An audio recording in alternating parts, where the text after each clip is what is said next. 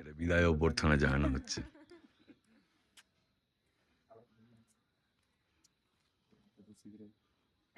ঠিক আছে, ঠিক আছে, এটা ম্যাচোম্যান টাইপের ব্যাপার থাকা উচিত। ঠিক আছে, কেমন লাগলো এখানে আপনাদের? মানে খাবার দাবার আতিথেয়তা খুবই ভালো, এরকম করে আমি কখনো দেখিনি। আপনি বারবার করে যাচ্ছেন, দেখছেন, সবাই আসছে, মানে একদম নিজের বাড়ির মতো। অবশ্যই। দাদা একটু বললে বেশি খুশি হতো, দাদা এত চুপচাপ।